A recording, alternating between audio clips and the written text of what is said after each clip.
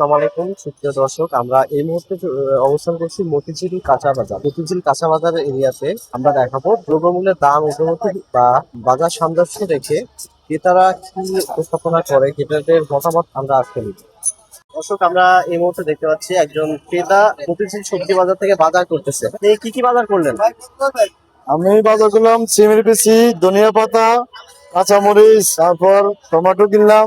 বাজার দর সম্পর্কে আপনার মতামত কি? বাজার তো ঊর্ধ্বগতি, সবকিছু কাঁচা বাজার বলেন যে যেখানে যাবেন সেখানে ঊর্ধ্বগতি। মানে সাধারণ মানুষের কেনাকাটা তো এখন মনে করেন হিমশিম খাচ্ছে। আগের মতো সব প্রয়োজনীয় জিনিস কি আগের যে দামে কিনছেন এই দামে কি এখন কেনা না, সম্ভব এখন হচ্ছে? এই দামে কেনা সম্ভব না। এখন সবকিছু 30 টাকা 20 টাকা করে ঊর্ধ্বমুখী। আপনি যেখানে যাবেন সব সিন্ডিকেটের আন্ডারে পুরো বাংলাদেশটা সব সিন্ডিকেট। তো আমি বলছি তো, না, আপনার মতে বাজার নিয়ন্ত্রণের সবচেয়ে জরুরি পদক্ষেপ কি সরকারের কাছে?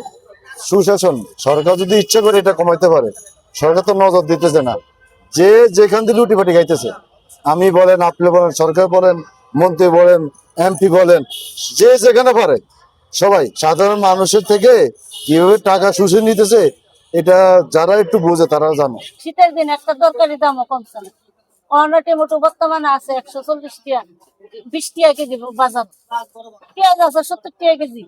তেলের দাম ওখানে আছে 200 টাকা লিটার, কিন্তু তরকারির দামও কমছে না, তেলের দামও কমছে না। বাজারে সব থেকে কোন পণ্যের দামটা বেশি বলে মনে করছেন আপনি?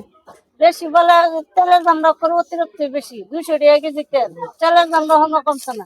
বর্তমানে পেঁয়াজ নেই 70 টাকা কেজি, খালি আলুর দামটা একটু কম, 30 টাকা কেজি আলু। সামনে যে রোজার মাস আসতেছে, জি। এতে বাজারে আরো জিনিসের দাম বাড়বে না কমবে বলে আপনার মনে হয় কোনটা? কমবার তো কোনো সিস্টেম দেখি না, খালি বাড়বই তো। রমজান মাসে তো বাড়ি, প্রত্যেকটা রমজান মাসে মালের দাম বাইরে যায়, মালের দাম তো কমাইতে পারে না। বর্তমানে বাজার দর সম্পর্কে আপনার মতামত কি এগুলাই ছিল?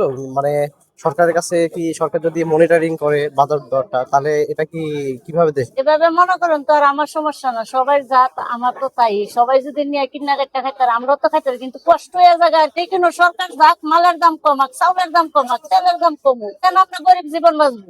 আমার সংসার, আমি 500 টাকা কামাই, 500 টাকার বাজার আমার না।